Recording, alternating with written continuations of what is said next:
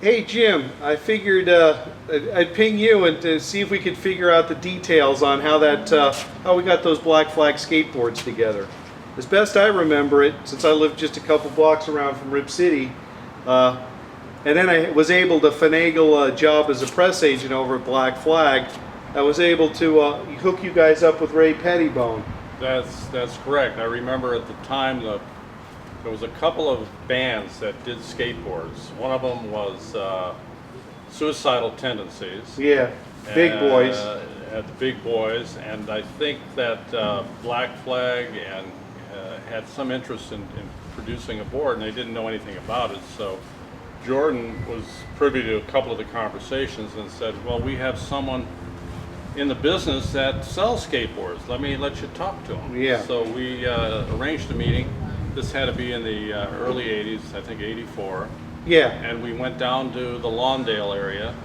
I could be wrong. Yeah, no, I think it was the what was called Global Network Agency, which was the practice pad and the booking space Right. for SST. But also Ray Pettibone.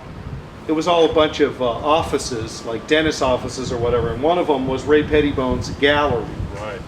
We had kind of laid out the plan, what we would do. Their studio. Yeah. And so using Raymond's art, we picked out the original graphic, which was the No Net Ever. No Net Ever, exactly. It kind of summarized the attitude of the skater at the time, and it was classic Raymond artwork. So we put that on a board and then sat down and started talking about the business end of it.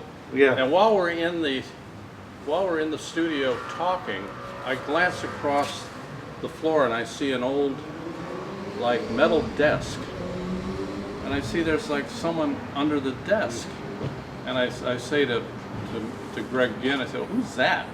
"Oh no, that's Henry. Henry's not talking today." And believe it or not, he stayed in that position, like fetal position, throughout the conversation. And that's why there's no Henry Rollins signature model put out by Rip City Skates. Oh well. Oh well. So then we got the board idea finalized, and we decided who would be the best guy to make them. So immediately I thought of Skip Englund from Santa Monica Airlines, who was, even then, he was somewhat legendary. But this was before his huge the Dogtown and Z Boys. Anyway, so we're talking to Skip, and Skip says, "Yeah, I can do it."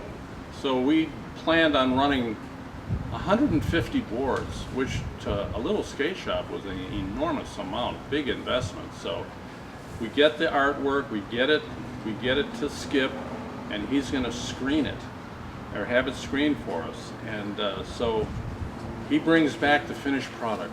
Yeah, well, he screened it, right, and then the Pettibone artwork ran basically from truck to truck with the Black Flag logo, his artwork over Black Flag logos, and then Skip was going to do the finishing work on the tail. That's right.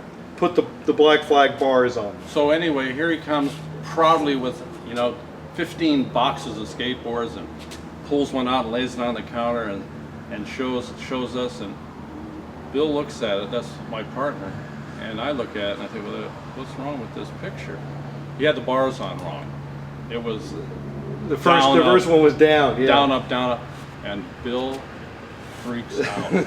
We had planned to run an ad with these and put them in Thrasher. We did an ad, Thrasher magazine. And Dave Markey, right, with Dave Markey, we did a nice little soup commercial in Super 8.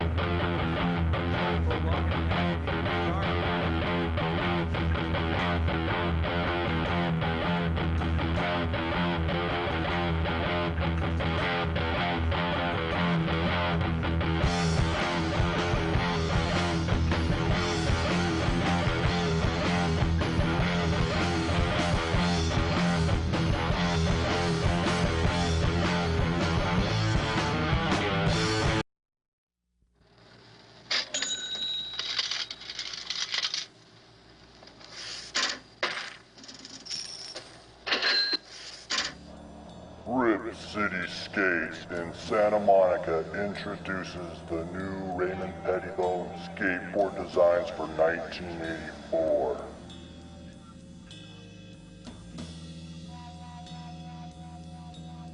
So send a self-addressed stamped envelope for a free sticker and catalog to Rip City Skates, 2709 Santa Monica Boulevard, Santa Monica, California, 90404 USA. Tell them Elmo sent ya. So Skip at that point couldn't respond, you know, so he took the boards, said, I'll fix it. So he took them back to his shop, Anderson's Surfboards at the time. And what he did was sand off the original misprinted bars and cut out a stencil and laid it on there and got a can of Krylon. So he spray painted and spray painted the correct bars on there. But it was oversprayed. It looked like it was the word ghetto maybe a little bit. But hey, it's punk rock. Believe me, I'm doing a punk rock photography show, and that gives us a lot of liberty to say, hey, it's punk rock. It's cool. Just stick tacks in the print. But the way to know this, the original boards, is because of the overspray. Because these boards have been counterfeited, believe me, several times. Right. They have red. They have like red stuff in them. Right. These were all black, and so we were able to get. We did. The first one was the No Net Ever. And then the Mommy Dearest, right? I think it's cool to have all these hardcore skater kids with a Mommy Dearest Joan Crawford board. And then the process of weeding out. Well, I think the loose nut board was next, and then the process of weeding out. You're probably right. Yeah, all just classic boards. What was your favorite? Actually, the No Net Ever was cool. I mean, that was just a great, that like demon. It's like a demon on a trapeze at the circus. Exactly. Yeah, that's. I thought so too. I think that summed it up. Yeah. Yeah. Anyway, they're all available to see here at Track 16. Or actually, they're mounted at one of the best skateboard galleries in the world, Rip City Skates at 2709 Santa Monica Boulevard. Yeah, they have been hanging there since the 80s. Yeah. First time they got moved was for the show here. Yeah. So anyway, hey. Congratulations, Thank Jim. you. Good work. Good job. Good job. It all started with Jordan. Yeah.